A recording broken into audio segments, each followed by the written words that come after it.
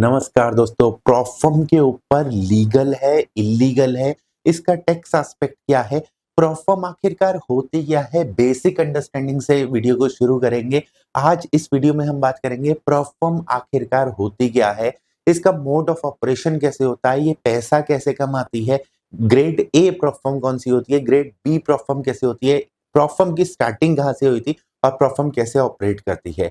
आने वाली वीडियो में जैसा कि हमारी सीरीज चल ही रही है, सारा टैक्सेशन एस्पेक्ट, लीगल एस्पेक्ट हम इन वीडियोस में क्लियर करेंगे। ब्रोकर वाली वीडियो ऑलरेडी हमने अपलोड कर दी है। एक ब्रोकर वाली एक वीडियो मिसिंग इसमें है, वो हम ऑफलाइन में अपलोड कर दिया गया है। संडे तक आपको वो भी वीडियो मिल जाएगी। आइए वीडियो को शुरू करते हैं।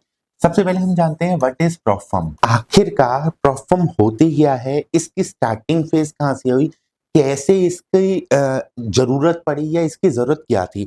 सबसे पहले प्रोफर्म का पूरा नाम होता है प्रोप्राइटरी फंडिंग। इसका जन्म कहाँ से हुआ, ये कैसे आई, ये क्या है, ये क्यों है, ये कैसे क्या हो रहा है इसमें। ये बहुत सारे लोगों जो अभी नए आ रहे हैं फॉरेक्स की दुनिया में या ट्रेडिंग की दुनिया में, बहुत सारे लोग नए आ रहे हैं, उनको ये जानना बहुत जरूरी है कि प्रोफर्म क्या होती है, इसका मोड ऑफ ऑपरेशन क्या होता है, कब तक आप इसके ऊपर डिपेंडेंट रहेंगे, इनकी सस्टेनेबिलिटी पे। आपकी सस्टेनेबिलिटी तो अफेक्ट नहीं करेगी। फॉर एग्जांपल, आपने कभी, बहुत सारे लोगों ने जब ट्रेडिंग शुरू करी थी तो बहुत सारे लोग गए थे फंडिंग पिप्स पे, लेकिन इसका मॉडल ऐसा था कि उस टाइम पे ये बहुत अच्छे पे आउट देके गई, बहुत इजीएस्ट टूल थे, बहुत लोगों ने यहाँ पे अकाउंट क्लियर करे, बहुत सारे लोगों ने यहाँ से पे आउट निकाला।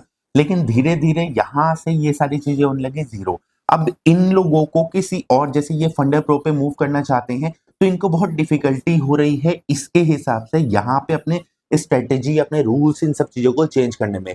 जैसे कि आप इंडियन मार्केट से प्रताड़ित हैं, क्यों दिक्कत हो रही है इंडियन मार्केट में, क्यों? क्योंकि हम एक ऑप्शन की स्ट्रेटेजी यूज करते थे, वो स्ट्रेटेजी हमें पूरी की पूरी बदलनी पड़ी क्योंकि ऑप्शन की एक्सपायरी बदल गई, ऑप्शन के प्रीमियम बदल गए, मार्केट में स्ट्रक्चर बदल रहे हैं।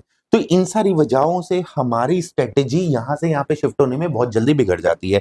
तो आखिरकार प्रोप्राइटरी फंडिंग होती क्या है या इनका मोड ऑफ ऑपरेशन क्या होता है। देखिए, सबसे पहले एक ट्रेडर मानते हैं, एक ट्रेडर था, कोई ए पर्सन एक ट्रेडर था, ये अपनी ट्रेडिंग कर रहा था विद 1 लाख कैपिटल के साथ, और इसने अपनी कैपिटल को धीरे धीरे ग्रो किया और ये 100 लाख तक पहुंच गया। उसके बाद ये धीरे धीरे 100 CR तक पहुंच गया। लेकिन 100 CR पे जो ये स्ट्रेटेजी यहाँ पे यूज कर रहा था, सेम स्ट्रेटेजी यहाँ पे तो नहीं लगाई जा सकती। अब यहाँ पे स्ट्रेटेजी नहीं लगाई जा सकती और ये इंडिविजुअली जो 1 लाख या 1 CR मैनेज कर रहा था, वो सीधा 100 CR भी मैनेज नहीं कर सकता। तो इस पर्सन ने क्या काम किया, इसने अपने लिए कुछ ट्रेडर्स को हायर किया और इनको 1 CR का फंड अलॉट कर दिया। इनका कुछ टेस्ट लिया और इन ट्रेडर्स को 1 CR का फंड पर ट्रेडर अलॉट कर दिया, यानी इसने 100 बंदों को एम्प्लॉयड किया और इनके साथ में इसने अपनी प्रॉफिट शेयरिंग कर ली कि आप 100 रुपीज कमाओगे तो आपको मैं 50, 60, 70 या पूरा 100 भी आपको दे दूंगा, और मैं आपको यहाँ पे सिर्फ 1 लाख का कैपिटल दूंगा, इसके अगेंस्ट में आपको 99 लाख रुपीज का कॉपी ट्रेड लगाऊंगा। ये सिस्टम से, इस सिस्टम से एक ऑपरेशन को रन करना शुरू किया गया। ये सारा स्ट्रक्चर ऑफलाइन था, यानी जो हमारे HNI इन्वेस्टर थे, HNI इन्वेस्टर की अगर बात करें, हाई नेटवर्थ इंडिविजुअल्स, इन्होंने कुछ 100 या 1000 या 500, जो भी, इन्होंने टीम हायर करी, इन टीम को इन्होंने एक सर्टेन कैपिटल दिया, सर्टेन कैपिटल अलॉट किया और इनके अगेंस्ट में एक कॉपी ट्रेड का एक सेटअप बनाया और इनके अगेंस्ट में कॉपी ट्रेड लगा दी। अब ये लोग जो कमाते हैं वो ये रिटेन कर सकते हैं। इनको बेनिफिट मिला कि एक इन्हें ट्रेडिंग के लिए एक कैपिटल मिल गया जिसकी इनके पास कमी थी। इसको बेनिफिट मिला कि इसको एक नई स्ट्रेटेजी के हिसाब से कॉपी ट्रेड में इसको 1 लाख रुपए दिए, तो इसके अगेंस्ट में 99 लाख रुपीज यहाँ पे इसको कॉपी में लगा रखे हैं, यानी ये 1 रुपया कमाएगा, ये 99 रुपीज कमाएगा। वैसे ये 1 रुपया लूज करेगा तो ये 99 रुपीज लूज करेंगे। ये तरीके से इन्होंने यहाँ पे डिवाइड किया। अब इन ट्रेडर को परखने के लिए कोई तरीका चाहिए था, इन ट्रेडर को चेक करने के लिए कोई तरीका चाहिए था, तो यहाँ पे इनको कई बार डेमो अकाउंट में, कई बार इनकी स्ट्रेटेजी वेरिफिकेशन में, कई बार डिफरेंट डिफरेंट तरीकों से इनको टेस्ट किया गया। जब ये पूरी चीज हो रही थी मार्केट में, ये ऑफलाइन थी, एक बड़ा कम्युनिटी बनती थी, वहां पे बहुत सारे ट्रेडर को हायर किया जा सकता था, सैलरी बिहाफ पे, ऑन पेड बेसिस पे, कमीशन बेसिस पे, आप इसको कुछ भी कह सकते हैं। जब ये पूरे सेगमेंट को देखा गया तो ये सेगमेंट जब ऑनलाइन आया तो यहां पे जन्म हुआ प्रॉप फर्म का। प्रॉप फर्म्स का जन्म हुआ जो कि क्या करते हैं, यहाँ पे एक सेट ऑफ रूल्स बनाते हैं। ये सारे मान लीजिए 5-10 तरीके के रूल्स हैं। इन रूल्स के अगेंस्ट में आपको कुछ डेमो फंड दिया जाता है। इस डेमो फंड में आप लोग ट्रेडिंग करते हैं और ट्रेडिंग करने के लिए ये चीज को अप्रूव करके इसको दिखाते हैं कि हम हमारी स्ट्रेटेजी जो है वो ओके है या नहीं है।